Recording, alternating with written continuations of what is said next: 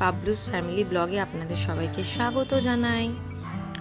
আমি আর আমার ছোট্ট মাসোনা বেরিয়ে পড়েছি অনেক দূরের রাস্তা পাড়ি দেওয়ার জন্য, আর সেটা হচ্ছে কৃষ্ণনগর। আমার কাছে অনেক দূর এই জন্যই কারণ ওকে আমাকে একা সামলাতে হবে এতগুলো রাস্তা, এতটা পথ, কারণ ওকে নিয়ে আমি একাই যাচ্ছি আমার ছোট দিদির বাড়িতে। তো কৃষ্ণনগর থেকে আবার বাসে করে ওখান থেকে আমায় যেতে হবে। তো এতটা রাস্তা যেহেতু ওকে একা নিয়ে যেতে হবে, সেটা আমার জন্য অনেকটা বড় কথা, কারণ ও যা দুষ্টুমি করছে। তো যাই হোক, কিছুক্ষণ ও ঘুমিয়েছিল, আমিও একটু চোখ বন্ধ করে ওর পাশে বসেছিলাম। তো ঘুম তো আসলো না, তো তারপরে আবার ও কিছুক্ষণ ঘুমিয়েছে। তো আমরা কৃষ্ণনগর নেমে গেছি। তারপরে আমরা এখন টোটো করে যাচ্ছি বাস স্টপের দিকে। সেখান থেকে বাসে করে আমাদের আরও 20-25 মিনিটের রাস্তা মতন যেতে হবে। তো ওকে এই 4 ঘন্টা, 4.5 ঘন্টা, 4-4.5 ঘন্টা রাস্তাটা একা একা নিয়ে আসাটা সত্যিই দুষ্কর ব্যাপার। ও যা দুষ্টুমি করছিল, না ঘুমালে আনা যেত না। তো যাই হোক, ও ঘুমিয়ে পড়েছিল আর আমি ওকে একা নিয়ে যাচ্ছি। এটা আমার কাছে অনেক বড় ব্যাপার, কারণ আমি ওকে এত দূরের রাস্তা কখনোই ওকে নিয়ে আসিনি একা একা, ওর বাবাকে ছাড়া। তো ওই জন্য আর কি। আর এই যে বাসটা ছেড়ে দিয়েছে, তো জানলা দিয়ে খুব ঠান্ডা ঠান্ডা সুন্দর হাওয়া আসছে। ও যেন চুপ করে আমার কাছে হেলান দিয়ে শুয়ে আছে, কারণ বেশ হাওয়াটা ঠান্ডা ছিল। এতটা রাস্তা তো দুষ্টুমি করেছে, আর করতে পারছে না। তো আমি ভাবলাম যে তাহলে সেই মুহূর্তটা একটু ক্যাপচার করতে হয়। তো এই যে বাস যাচ্ছে এখন। আর আমার আগের গ্রামের পরিবেশগুলোতে আপনাদের অনেক অনেক ভালোবাসা পেয়েছি, আপনারা ভালো বেশি দেখেছেন। তো সেই জন্য ভাবলাম যখন আবার আমি একবার যাচ্ছি দিদির বাড়ি, তো কেননা আমি আর একবার ভিডিও করি। তো ওই জন্যই আবার নতুন করে আবার ব্লগ স্টার্ট করলাম এখন গ্রামের বাড়ি যাওয়ার জন্য।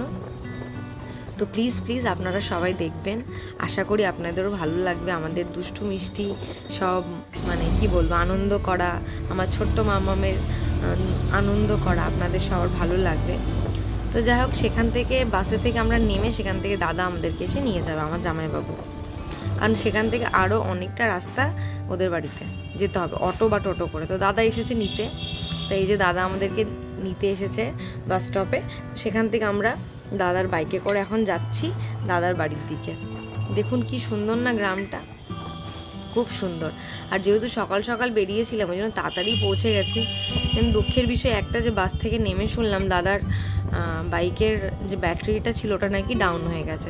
তো ওটা আবার চার্জে বসিয়েছিল, তাই জন্য ওখানে আরও 1 ঘন্টা মতন লেগে গেছে আমাদের। তো তারপরে ওই পেটে খিদে নিয়ে, ক্লান্তি নিয়ে এখন বাড়ি যাচ্ছি আমরা। আর আমার ছোট্ট মামা ঘুমিয়ে পড়েছে, ওই যে ঘুমিয়ে পড়েছে। কি করবে বেচারা, সেই সকালবেলা 5টার সময় ঘুম থেকে উঠেছে। তারপর থেকে তো ট্রেনে 1 ঘন্টা ঘুমিয়েছিল, তারপর আর ঘুমায়নি। যাই হোক ফ্রেন্ডস, ব্লগটা দেখো তোমরা সবাই, আশা করি ভালো লাগে। এই যে আমার দিদির বাড়ির সামনে চলে এসেছি। আগেরবারে আমার দিদির বাড়িতে আসা হয়নি। ওই যে দূরে ছোট্ট মেয়েটি লাল জামা পরে, ওটা হচ্ছে আমার দিদির মেয়ে, ছোট মেয়ে। আমার দিদির 2টো মেয়ে। তো এই যে আমার দিদির বাড়ি এটা। যাই হোক, আজকে খুব ক্লান্ত, আর ব্লগ করা হবে না, আবার কাল সকালে করব। গুড মর্নিং, শুভ সকাল। এটা পরের দিনের ব্লগ স্টার্ট করেছি আমি, কারণ আগের দিন আমি এতটাই ক্লান্ত ছিলাম যে আর ব্লগ স্টার্ট করতে পারিনি। তো যাই হোক, সকালবেলা ছাদে এসে দেখছি দিদিদের ছাদে মুসুরির যে ডাল, সেই ডালটা রোদে শুকাতে দেওয়া হয়েছে, ওই খোসা শুদ্ধ। এই দেখো আমার হাতে, এটাকে ওরা একটা লাঠি দিয়ে বাড়ি মেরে মেরে সব ফলগুলোকে ভেঙে ডালগুলোকে বার করবে। তো সকাল সকাল ছাদে উঠে বেশ ভালোই লাগছে, ঠান্ডা হাওয়া। আর ওই দেখো দূরে সবাই সকালবেলা ঝাড় দিয়ে পরিষ্কার করে নিচ্ছে রাস্তার সামনেটা, বাড়ি ঘর উঠান। আর এই যে এখান থেকে দিদি মাছ নিচ্ছে। এখানে তো বাজারটা অনেক দূরে, ওই জন্য এখানে বাড়ির সামনে দিয়ে যে রাস্তা গেছে সেখান থেকেই মাছওয়ালারা যায়। তো এখানে রুই মাছ, এটা সিলভার মাছ, ছোট মাছ, এইসব মাছই না বেশি পাওয়া যায়। আমাদের শহরের মতন ভ্যারাইটি অনেক মাছ পাওয়া যায় না। তো দিদিকে বললাম চল একটা সিলভার মাছ নিয়ে নে, ও রুই মাছও নিয়েছিল। তাই বললাম একটা সিলভার মাছ নিয়ে নে, কারণ আমি অনেক দিন সিলভার মাছ খাইনি, ভালো লাগে না। তো শহরে বিক্রি হয় আমাদের ওখানে, কিন্তু আমি কখনো খাইনি। তাই বললাম চল নিয়ে নে, আমি কাটবো। তো এই যে অনেক দিন পর আমি বটিতে মাছ কাটতে বসেছি। আর দিদিদের বটিটা না খুব স্লিপ করছে, বারবার করে বেরিয়ে যাচ্ছে। তো আমি ভাবলাম আগে তাহলে আঁশটা ছাড়িয়ে নিয়ে তারপরে মাছটাকে ভালো করে কাটবো। অনেক দিন পরে কাটতে বসেছি, ওই জন্য বুঝতে পারছি না কি করব। এত মাছি উঠছে না, আমি পাগল হয়ে যাচ্ছি মাছি তাড়াতে। তো চলো ফ্রেন্ডস, তোমরা দেখতে থাকো ভিডিওটা। আমি মাছটাকে কেটে পরিষ্কার করে নিই, তারপর আবার রান্নাও করব আমি আজকে।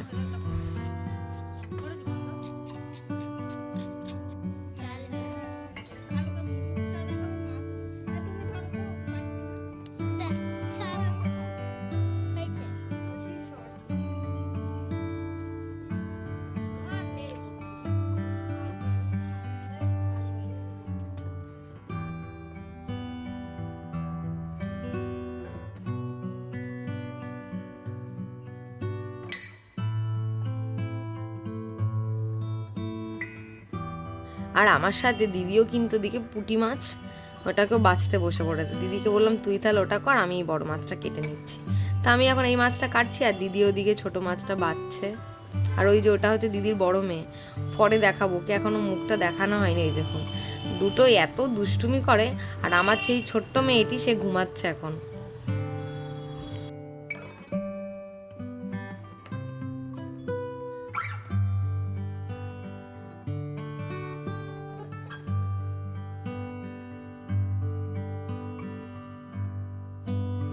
এই যে কেটে পরিষ্কার করে নিয়ে চলে এসেছি দুটো মাছই। আজকে এই দুটো মাছ রান্না হবে, তো আমি ভাবছি রান্নাটা করে নেব। আর আমার বড় দিদির বাড়িতে আমার জামাইবাবু গেছিলেন, সেখানেও আমি যাব, অবশ্যই আপনাদের সেখানকার গ্রামটা দেখাবো। তো আমার বড় দিদির বাড়িতে পেঁপে গাছ আছে, তো ওখান থেকে একটা পেঁপে দিয়েছে দাদাকে, পেকে গেছে। তো সেই পেঁপেটা দিদি আমাকে কেটে দিচ্ছে, বলছে রান্না করতে করতে খেয়ে নে। তো এই জন্য দিদি সেই পেঁপেটা কেটে দিচ্ছে আর আমি খাচ্ছি আর রান্না করছি। আর এখানে এই যে মাছের ঝোল রান্না হচ্ছে, আর হবে ছোট মাছটা চচ্চড়ি করব। এই যে মশলাটাকে কষিয়ে ভালো করে নিয়ে তারপর জল দিয়ে মাছটাকে দেব।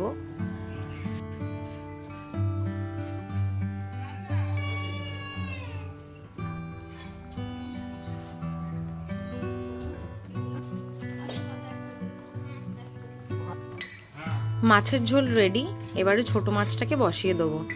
চচ্চড়ি করবো ছোট মাছের, সব কিছু মশলা দিয়ে একবারে বসিয়ে দেবো।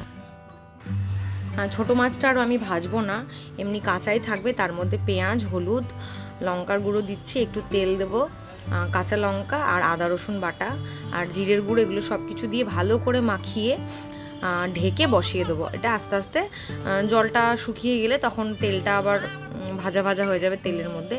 এমনিভাবেই বসাবো এটাকে। এমনিভাবে বেশ এই মাছের যে ভাজা ভাজা টাইপের হয়, ওটা খুব ভালো লাগে কিন্তু খেতে। আপনারা ট্রাই করে দেখতে পারেন, ভালোই লাগে কিন্তু খেতে, খারাপ লাগে না। এই যে মাছটা হয়ে গেছে, ছোটো মাছটা, আর এটা মাছের ঝোল।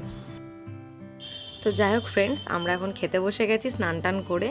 তো দিদিরা খুব লজ্জা পাচ্ছে, বলছে না না প্লিজ ভিডিও করিস না। বললাম আরে কিছুই হবে না, যেখানে যেমন পরিবেশ সেখানকার সেরকম ভিডিও নিতে হয় না, তাহলে পরে সেই স্মৃতিটা মনে থাকবে। তো যাই হোক রান্নাগুলো নাকি বেশ ভালোই হয়েছে, খারাপ হয়নি। তো আমি এখানে আরও 1-2 দিন থাকবো, আরও অনেক ব্লগ করব, মাঠে যাব, সেই মাঠের আপনাদের ভিডিও দেখাবো। তো যাই হোক ফ্রেন্ডস, ভিডিওটা কেমন লাগলো অবশ্যই কমেন্ট করবেন, আর ভালো লাগলে লাইক করবেন এবং শেয়ার করবেন, পাশে থাকবেন। আর নতুন ব্লগ নিয়ে খুব তাড়াতাড়ি দেখা হচ্ছে। সবাই ভালো থাকবেন, সুস্থ থাকবেন। Bye bye friend.